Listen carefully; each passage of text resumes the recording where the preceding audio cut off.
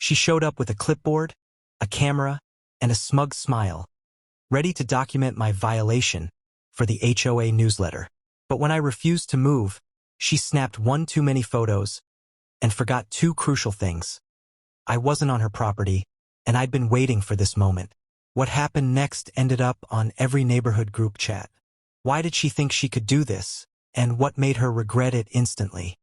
I'd lived in the Willow Creek subdivision for 3 years, and for most of them, it felt like any quiet, tree-lined neighborhood.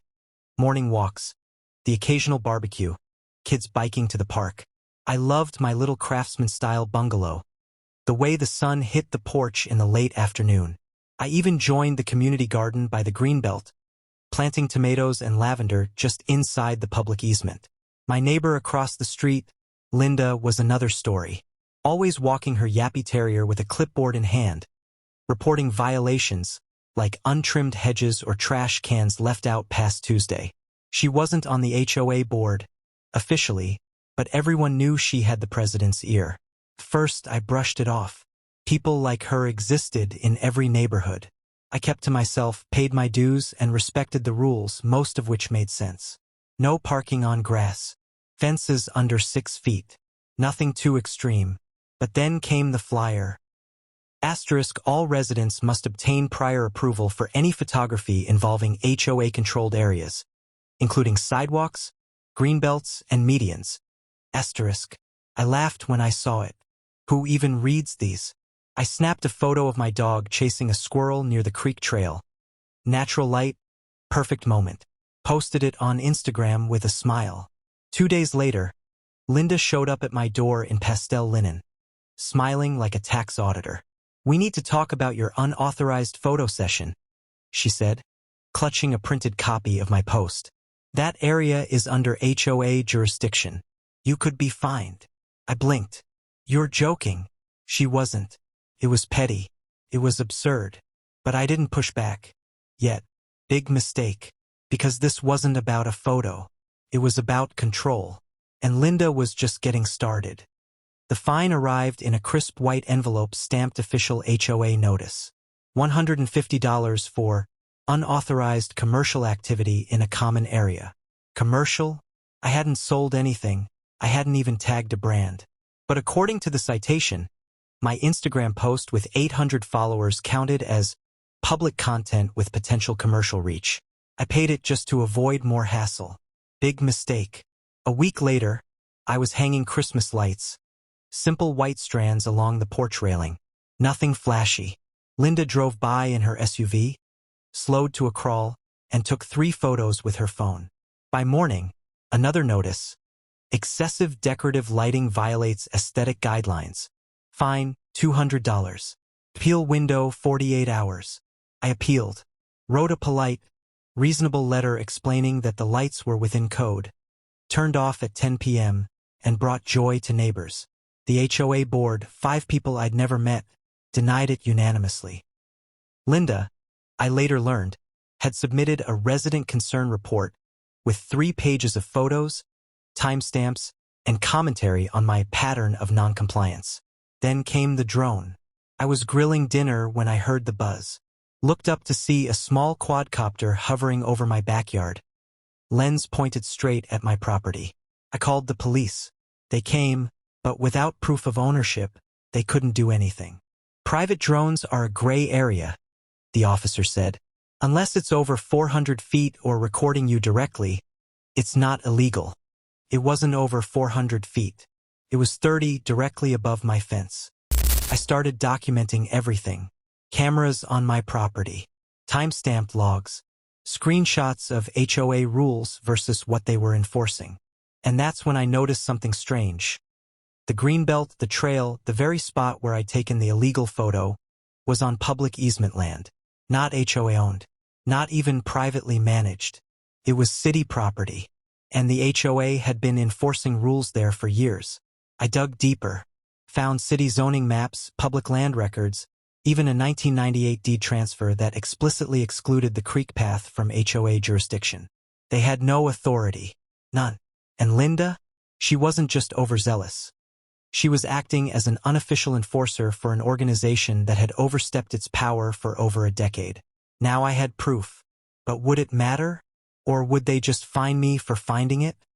The annual HOA meeting was held in the community center, a fluorescent-lit room with folding chairs and a PowerPoint slideshow of neighborhood beautification initiatives. I walked in with a manila folder under my arm, my phone recording in my pocket, and a calm I hadn't felt in months. They didn't see me coming. Linda sat front row, clipboard ready, beside the HOA president, Mr. Delaney, a retired accountant with a permanent frown. The agenda was packed. Landscaping updates, pool hours, and, of course, enforcement actions for repeated violations. Then they called my name. 3 outstanding fines totaling $550, Delaney announced. Failure to comply may result in liens or legal proceedings. The room turned to me. Some neighbors looked sympathetic. Others, like Linda, wore that quiet smirk of victory. I stood.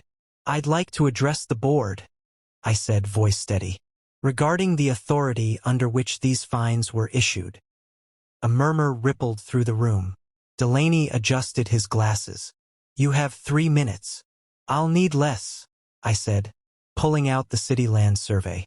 "This," I said, holding it up, "is a public easement map from the county records office. It shows that the Greenbelt, the Creek Trail, and the median where I took the so-called unauthorized photo are not HOA property. They are city-maintained public land."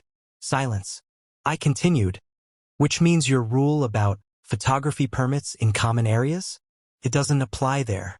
In fact, you've been enforcing rules on land you don't own for over 12 years. I dropped the second document, a letter from the city attorney confirming the easement status. "And the drone." I turned toward Linda. "Recording someone on private property without consent? That's a violation of state privacy laws. I filed a complaint with the police and provided them with time-stamped footage of the drone hovering over my yard." Her face went pale. I wasn't done. "The fines I've paid? Based on false jurisdiction. I'm requesting a full refund, plus damages for harassment and emotional distress. And I'm sharing all of this, the maps, the letters, the drone footage, on the neighborhood forum, Nextdoor, and social media. Because every resident deserves to know what rules actually apply, and who's been making up the rest." The room erupted. People started talking. Someone shouted, "Wait, the trail's public? I've been fined for jogging there with my dog." Another said, "I paid $300 for unapproved potted plants." Delaney tried to regain control, but the momentum had shifted. Board members exchanged panicked looks. Linda didn't say a word. She just gathered her things and slipped out the back. 2 weeks later, the HOA voted to dissolve the photography policy. My fines were voided. The drone owner, confirmed to be Linda's son, was ordered to attend a privacy law seminar, court-mandated, after the police investigation. But the real victory? At the next meeting, a new rule was proposed, this one written by residents. Transparency and accountability for HOA enforcement. It required all citations to include proof of jurisdiction and a clear citation of the rule violated. Passed unanimously. As I walked out, a neighbor stopped me. "You didn't just fight a fine," he said. "You took back our neighborhood." And that's when it hit me. Sometimes all it takes is one person refusing to look away. The dust didn't settle overnight, but when it did, the neighborhood felt different. Lighter, fairer. Within a month, 3 members of the old HOA board, including Mr. Delaney, stepped down. Linda didn't run for re-election. In fact, she stopped walking her dog through the Greenbelt altogether. Rumor has it she moved out 6 months later, though I never confirmed it. Some victories don't need a body count, just peace. The new board was elected democratically, with actual term limits and open meetings posted online. They scrapped over a dozen vague, archaic rules, the ones about excessive cheerfulness in holiday decor and unapproved outdoor gatherings of 3 or more people. They even launched a public portal where residents could check land jurisdiction before getting fined. But here's the real impact, beyond the fines reversed or the policies changed. People started speaking up. The woman down the street who'd been fined for growing vegetables in her front yard? She started a petition. 1. Now there's a community food garden where the HOA roses used to be. The teenager who got cited for mowing his lawn on a Sunday. He made a TikTok series called HOA Horror Stories.